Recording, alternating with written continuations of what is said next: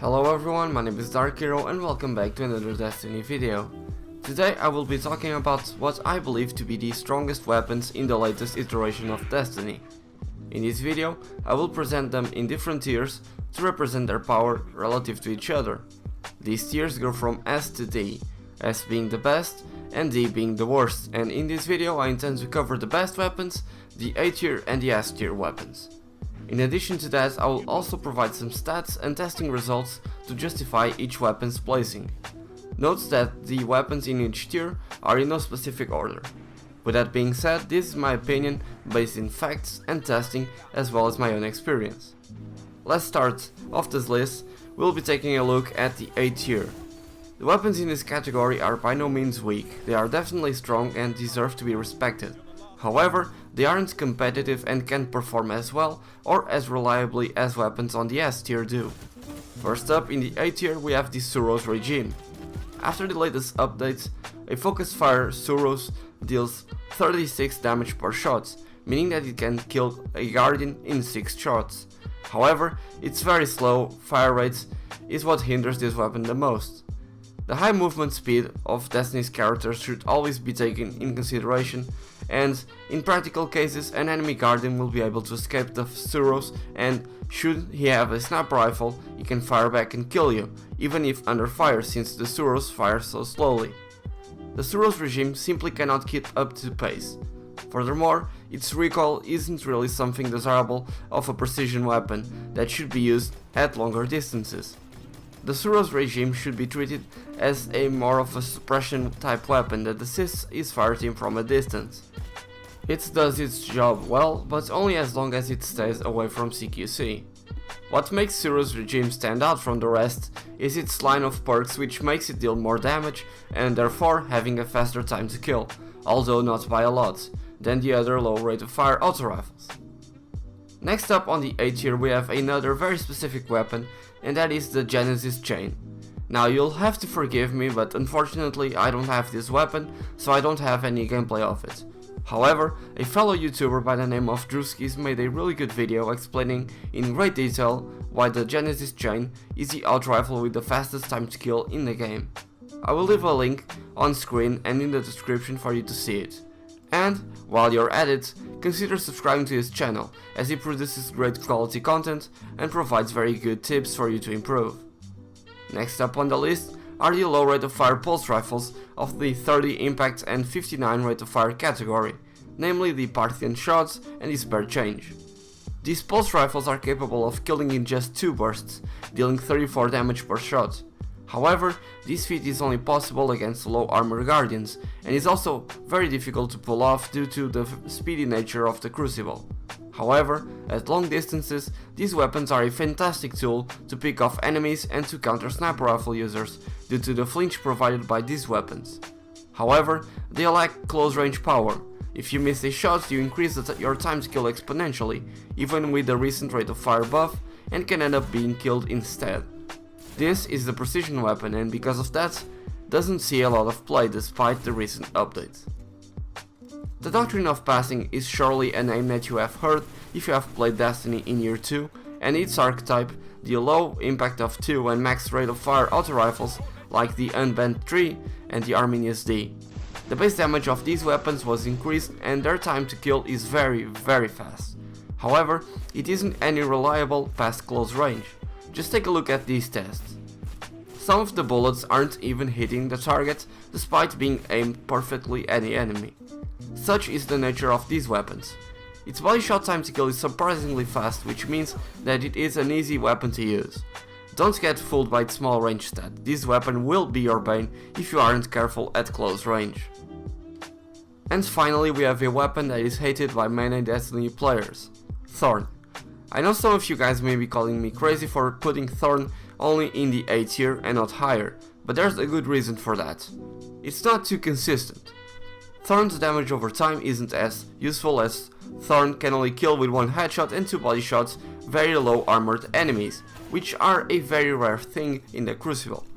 Furthermore, with the upcoming nerf to Scory's artifacts, we will most likely see a rise of usage of the artifact that reduces the effect of damage over time, which will in turn make Thorn even less viable. Taking into consideration its low stability and range stats, and we see that Thorn is nowhere near as powerful as it once was, therefore making it to the A tier. Next up we have the S borderline tier. This is sort of a sub-tier that I have created based on the Smogon tiers, in case you're familiar with those, and consists of weapons that are too strong to be in the A tier, but are not on the same level or aren't as reliable or competitive as the S tier weapons. I have opened this exception to only 2 weapons, and those are the Hawkmoon and Mida Multitool. Let's start with the exotic handcannon Hawkmoon. Much like every other handcannon, it is now much better due to the accuracy changes in the latest patch. Hawkmoon feels much more crisp and reminiscent of the powerhouse it used to be in year 1. Of course, now it isn't as powerful as it once was, but you can definitely see how it has risen in popularity in the last couple of weeks. The very good chance to take down an enemy guardian in just 2 shots thanks to its lucky bullets is really appealing. If you are accurate and good at keeping track of your ammo, you can consistently drop multiple enemies in an instance, which is a feat in itself, but extremely satisfying when it works. The only thing that is holding the Hawkmoon back is its consistency. It isn't too stable, nor does it have good range. Hawkmoon is in the 81 impact and 22 rate of fire handcannon archetype, dealing 81 damage to the head and 59 to the body in PvP, the same as the Palindrome and the highest Lunas. Fact is, the latter 2 are much more stable and have much better range and aim assist stats, which are essential for any handcannon. For comparison's sake, let's compare the highest Luna to the Hawkmoon. Keep in mind that the Palindrome and the highest Luna have nearly identical stats, so if you have a Palindrome and not an highest Luna, the results should be about the same. First let's take a look at their stability. Hawkmoon's max stability is 46, whereas highest Luna max stability is 96. That's a huge gap, but this can only be achieved by sacrificing some other stats, and stability isn't as an important stat as the next 2 are for handcannons.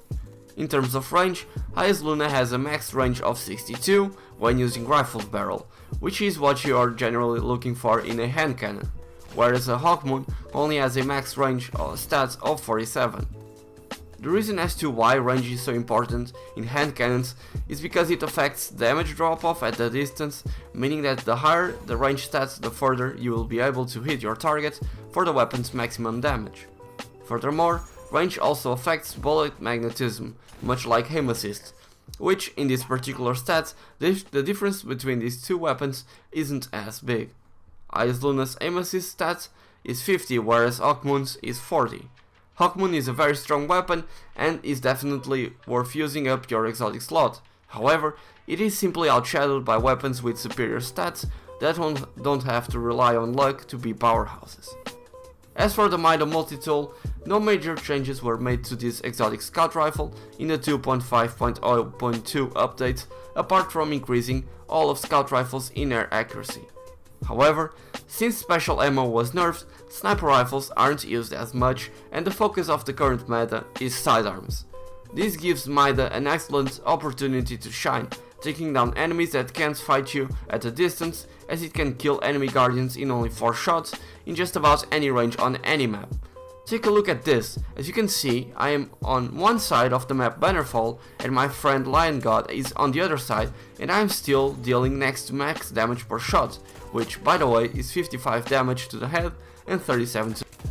Although Mida doesn't have the fastest time to kill, it is still very easy to achieve its fastest time to kill, as you only need 3 out of the 4 shots to be headshots in order to get a kill.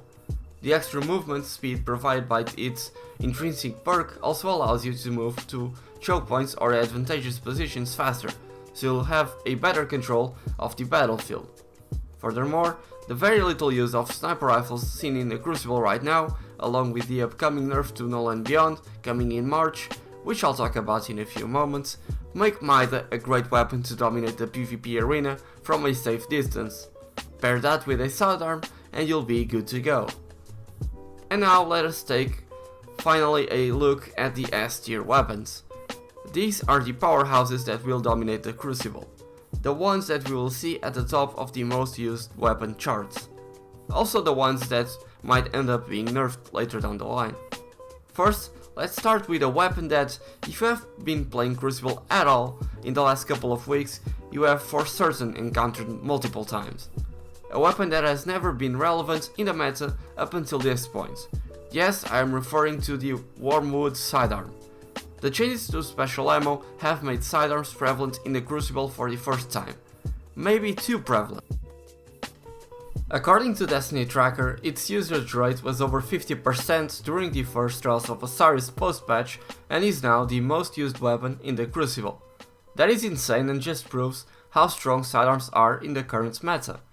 Although their ammo is likely to be nerfed and brought back to how it functioned before the February update, fact is, sidearms are very strong when everyone else does not have special ammo.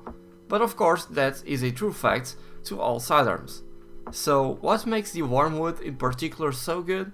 Well, first we should take a look at its stats. Although the game might not tell you, there are actually different types of sidearms, just like there are different types of auto rifles, hand cannons, etc. Even though the in-game bars do not show any difference.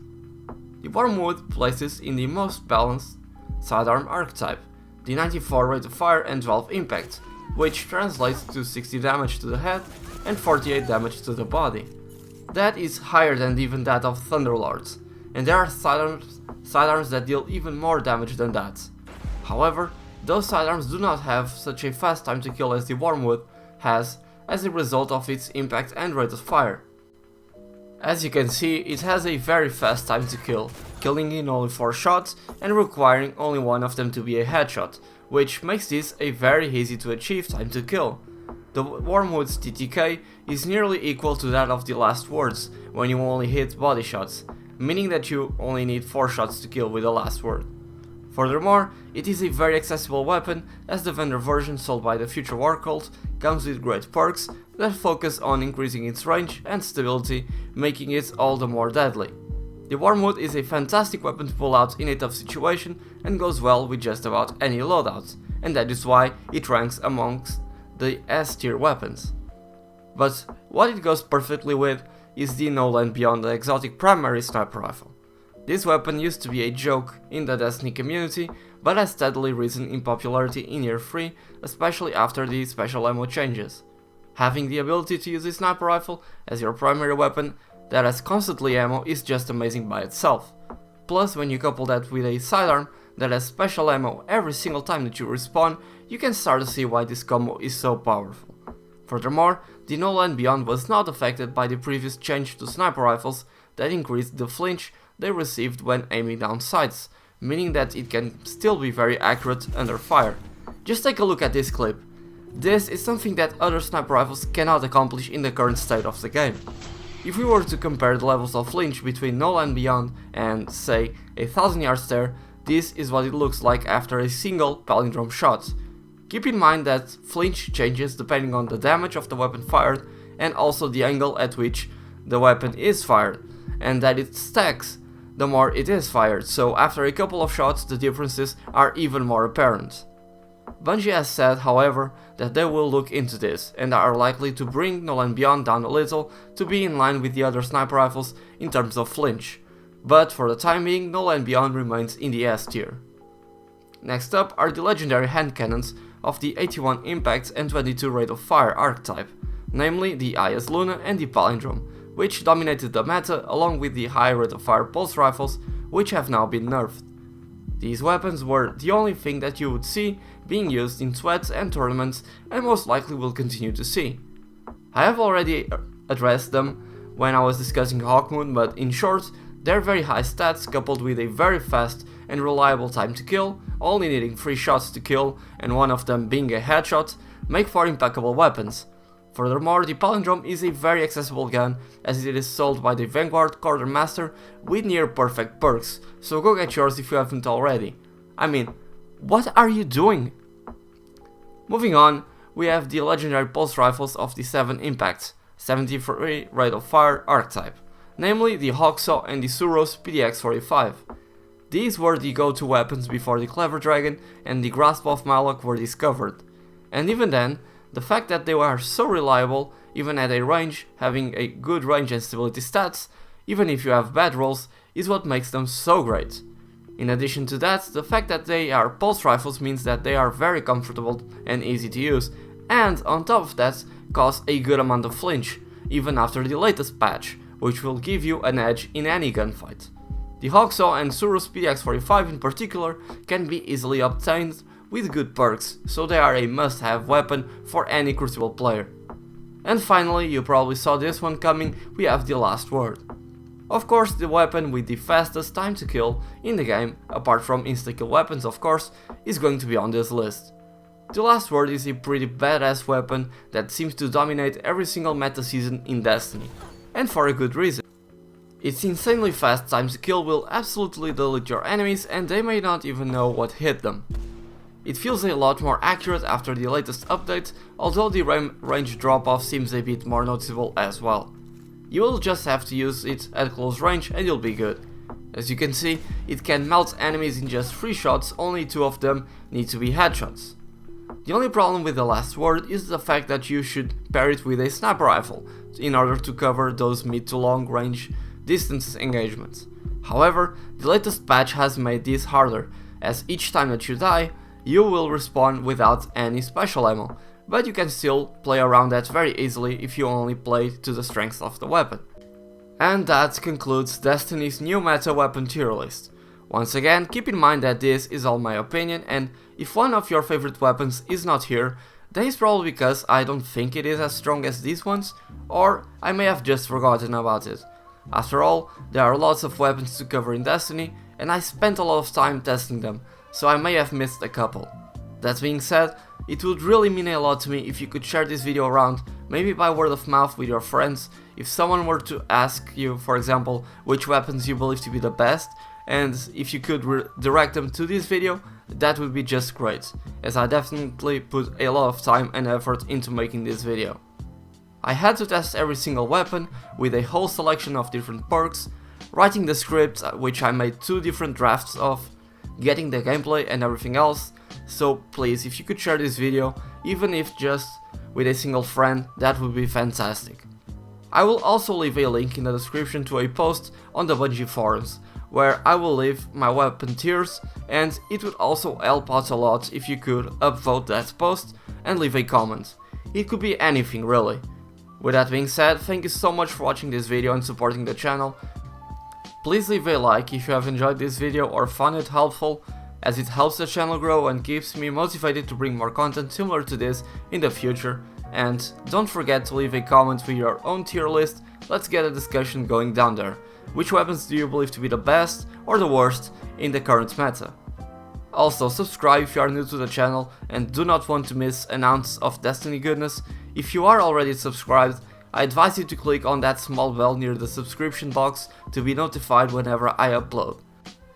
YouTube has been glitching a lot lately and many videos are not reaching the sub boxes, so you may end up missing some videos if you are not notified, which is a shame, but I guess that's just how YouTube works nowadays. Once again, thank you all so much for watching. My name has been DarkHero and I will see you on my next video.